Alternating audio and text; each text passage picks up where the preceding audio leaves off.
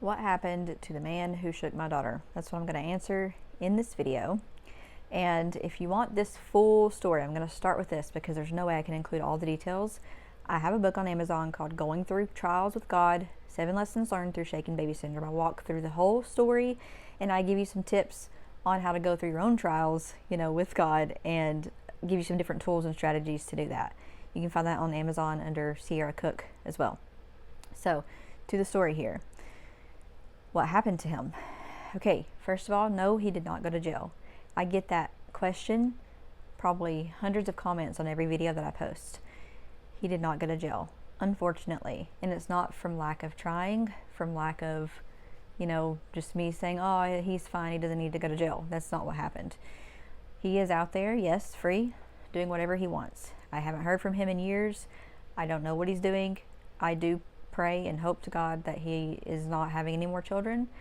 I highly doubt he would be, just because of who he is and how he acts, and I don't know who would want him, and so there's that.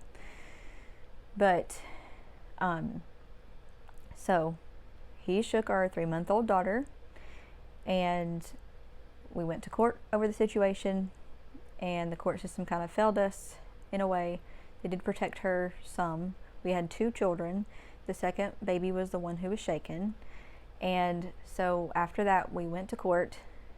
Long story short, with court, they told him that he could have supervised visitations if he would make a deal with them, and they would drop criminal charges, so he couldn't be pressed with criminal charges. Okay, so that's the connection there that most people don't see, is how that even happened was because, first of all, she didn't die. So since she didn't die, this wasn't a murder case. This wasn't a serious case because she still lived.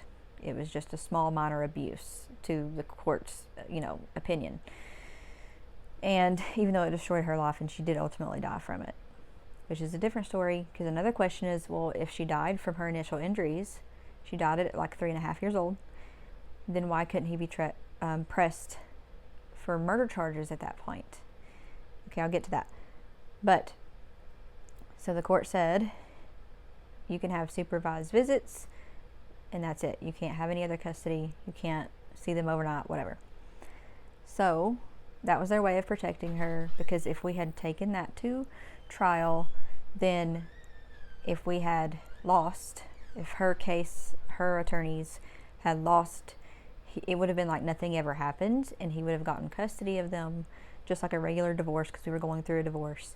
And he would have been alone with her all the time, and our older daughter, to be able to do whatever he wanted. So he did not get pressed criminally because of that reason, because he accepted that deal. He only cared about avoiding jail time. And when you don't confess, number one, he confessed to neglect. He said he did not get her help.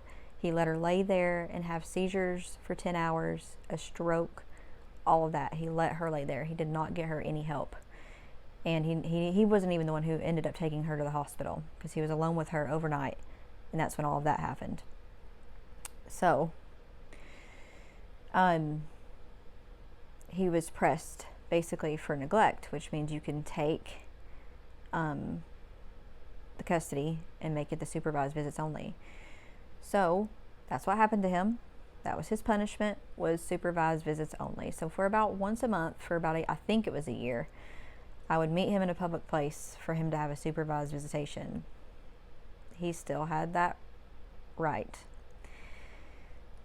So later on, he eventually had those rights taken from us through a step-parent adoption. We took him back to court. I was remarried, and we pressed for a I'm about to say supernatural, which it was a supernatural experience, because only God could have helped us do this. We pressed for a step-parent adoption, and that ended up getting granted to us. And so that was a wonderful, wonderful day. His rights were taken. He could not see our children anymore after that, even supervised. And so anyways, nothing happened to him. Now, you can't really say that because I know that he has suffered the mental consequences of what has happened. He had his children ultimately taken. Did he really care about that? I don't know. I think it might bother him some, but I do think he has kind of like his hell on earth. I am pretty sure he's still addicted to drugs, and anybody who's addicted to drugs has some, mental issues. They are not happy in life, and they struggle to cope with life. And so I'm pretty sure that he's getting paid back in some way, because otherwise he wouldn't be addicted to drugs. Somebody told me they had seen him recently. I haven't seen him in years, and he had lost a ton of weight. He was a big guy. He was like 5 foot something. I don't know what he was, but he was very tall, and he wasn't overweight, but he wasn't the skinniest person ever. He was just normal size, but now he's like way underweight for his height, and I know that's due to drugs or maybe depression, all of those things. He was diagnosed with bipolar disorder, which I found out in court and had no clue, even being married to him. So you could say he does have, like, when you think like what happened to him after all of that, no, he didn't go to jail and serve like these earthly consequences, but I fully believe he will serve eternal consequences if he doesn't repent, if he doesn't change, all these things, if he doesn't go to God. And he's also suffering like a hell on earth, I believe, for what he did. And he knows that he caused her death. The way I saw him react at a private viewing at her funeral, I let him come see her because, for one, I wanted him to see what he did. But, he reacted by like wailing on the floor when he saw her. So like I know that he's having these mental consequences from what he did, whether he went to jail or not.